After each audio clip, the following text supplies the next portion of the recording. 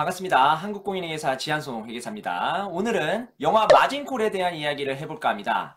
일단 마진콜이 뭔 뜻인지부터 설명을 좀 드릴게요. 마진콜은 파생상품 시장에서 보통 쓰이는 용어인데요. 더 정확히는 레버리지를 일으키는 상품일 때 그때 쓰이는 용어입니다.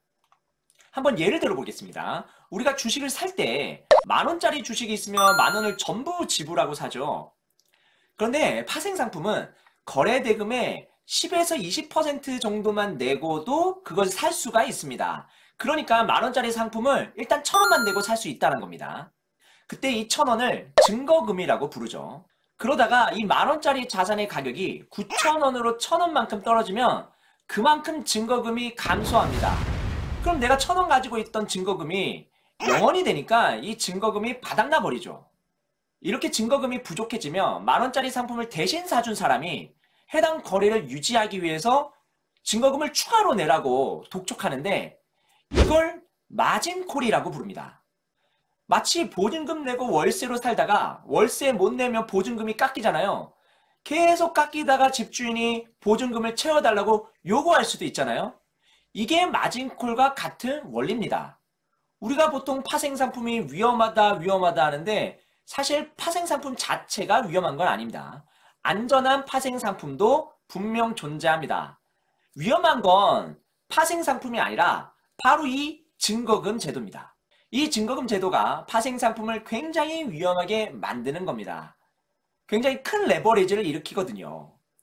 어떤 파생상품 지수가 100원에서 10원 오른 110원이 되면 보통 10% 올랐다고 얘기를 하잖아요. 근데 이 증거금이 있는 세계에서는 좀 다릅니다. 10%인 증거금 10원을 투자해서 10원이 오르면 20원이 되잖아요. 수익률이 무려 2배가 됩니다.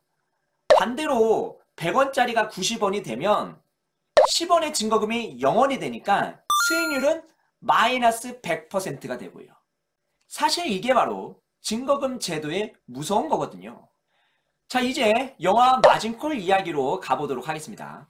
영화 마진콜에서는 암묵적으로 서브프라임 사태를 배경으로 다루고 있는 것 같은데 뭐 정확하게 나오는 것 같지는 않아요. 영화에서 한 투자은행이 등장합니다. 이 투자은행은 모기지 상품에 대한 포지션을 굉장히 많이 가지고 있는 것으로 보입니다. 사실 어떤 포지션인지는 영화에서 친절하게 설명해 주지는 않습니다. 굉장히 불친절한 영화입니다. 어쨌든 이 영화의 시작은 이 투자은행의 구조조정으로 시작합니다. 회사가 안 좋다고 사람을 마구 자르는데 그 과정에서 퇴사자 중 한 명이 USB를 하나 남기고 갑니다.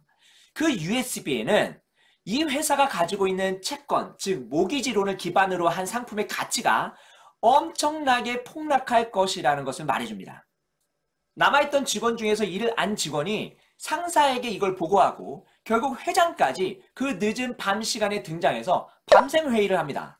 회사는 밤새 회의 끝에 다음날 개장하자마자 가지고 있는 포지션 다 청산하기로 마음먹습니다. 시장이 이 사실을 알기 전에 그나마 손실을 조금만 보고 팔아보려고 한 건데 나쁘게 보면 사기고 좋게 보면 발빠른 대응인 거죠. 발빠른 대응을 통해서 이 회사는 결국 살아났는데 그 살아남는 것을 끝으로 이 영화가 막을 내립니다. 그런데 이 영화 이름이 마진콜입니다. 그런데 금융에 대한 지식이 없는 사람은 이 영화를 다 보고 왜 마진콜인지 알기가 굉장히 쉽지 않습니다.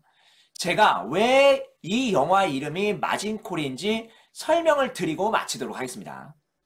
보통 증권회사나 미국의 투자은행은 고객 대신 자산을 운용하고 그 수익 또는 손실을 고객에게 전달하는 역할을 합니다.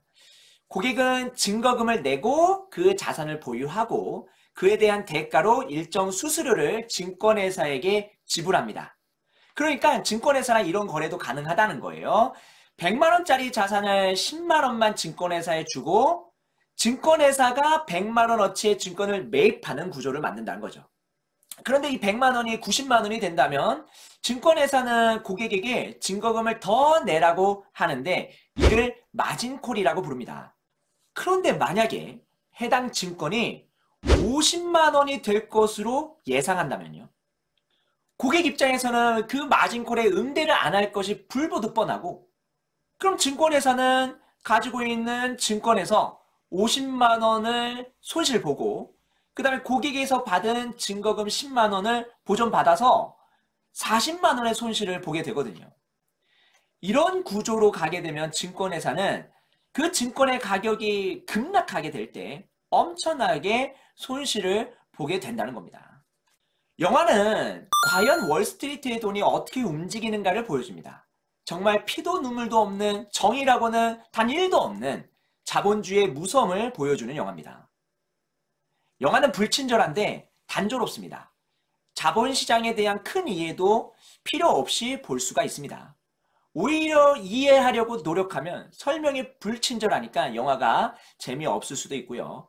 경제 상식이 없는 상태에서 만약에 이 영화를 보는 방법은 그냥 돈 앞에서 사람이 어떻게 되는지 나름 감정이입을 하면서 보시면 그나마 재밌게 쉽게 볼 수 있습니다.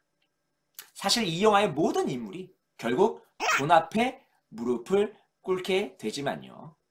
오늘 영화 리뷰는 여기서 마치고요. 여러분들이 평소에 되게 궁금해했던 경제, 금융 영화에 대해서 알고 싶으시면 댓글로 남겨주시면 제가 영화를 한번 리뷰해보고 여러분들한테 이런저런 얘기를 한번 해드리는 시간을 가지도록 하겠습니다. 저는 이만 물러가도록 하겠습니다. 지금까지 한국공인회계사 지한송 회계사였습니다. 감사합니다.